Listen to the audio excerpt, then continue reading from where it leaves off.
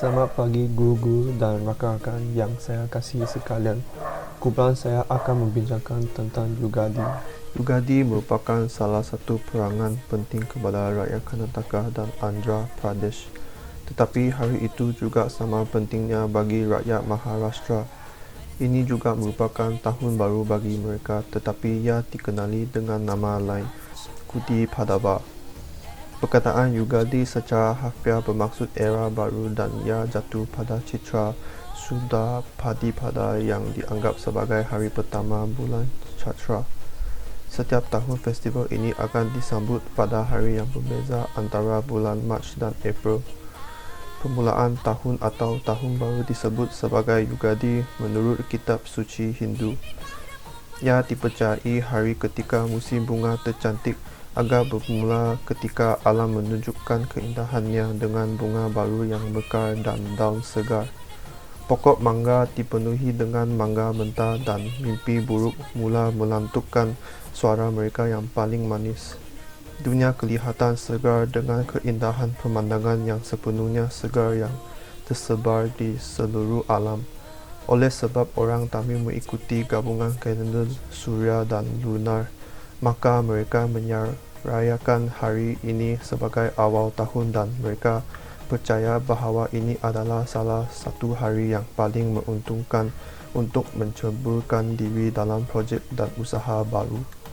Selain selaras dengan perubahan wajah alam, Yugadi mempunyai hubungan lama dengan mitologi dan sejarah yang merujuk kepada agama Hindu. Menurut kepercayaan Hindu, Dewa Brahma penciptanya mula menciptakan bumi pada hari yang menguntungkan ini. Yugadi adalah salah satu daripada beberapa nama Dewa Sri Mahavishnu. Dewa Wisnu disebut sebagai Yugadikrit yang merupakan pencipta Yugas.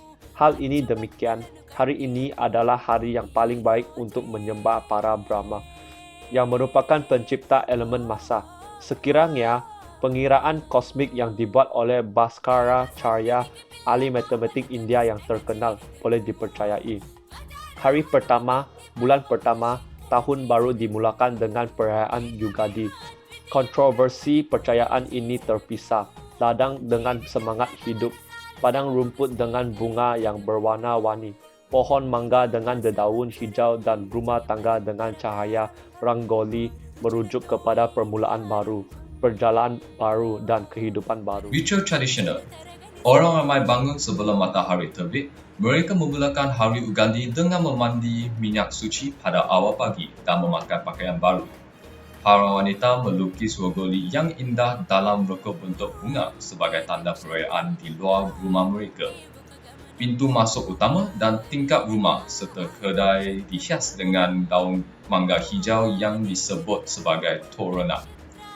Menurut legenda mitos yang menyatakan bahawa Dewa Ganesh, Dewa Kekayaan dan Kemakmuran, tradisi ini menandakan panen dan kesihatan yang baik. Orang-orang menjunjungi kuil-kuil untuk mencari berkat ilahi untuk kesihatan, kekayaan, kejayaan dan kemakmuran di tahun baru.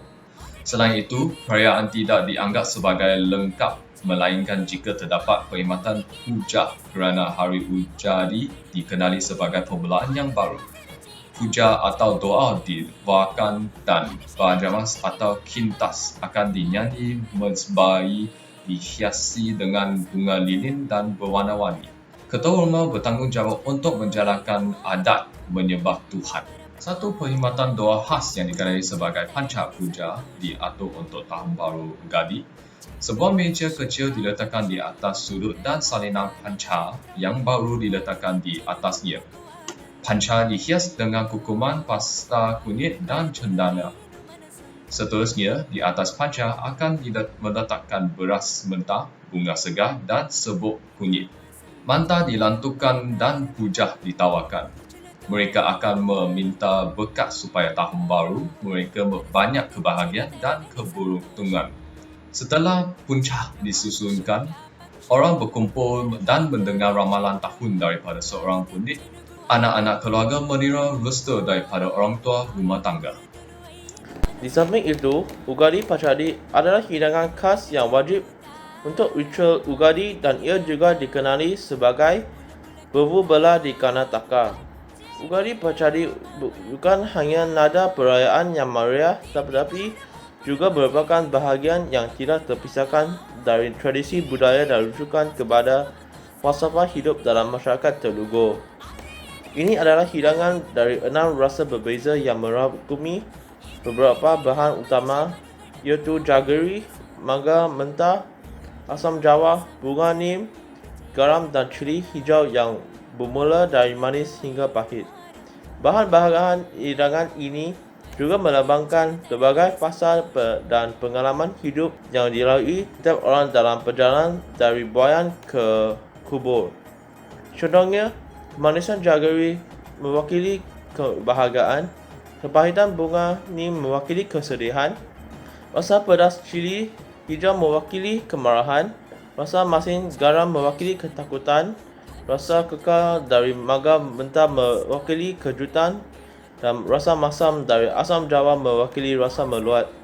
Kehidupan manusia adalah gabungan kebenaran yang harmoni termasuk kegembiraan dan kesedihan, tetapi hanya Ugadi Pachadi merupakan gabungan rasa yang berbeza. Kesimpulannya, Ugadi membawa satu mesej kepada kita itu terus meningkat kebahagiaan dan kesedihan, kegagalan dan kejayaan. Apa sahaja yang menghalangi kita harus menerimanya sebagai kebanggaan sendiri. Perayaan ini memberi kita kekuatan untuk menangani semua perkara yang kita jalani pada tahun berikutnya dengan penuh semangat dan positif. Tidak kira perkara itu baik atau buruk. Sekian, terima kasih.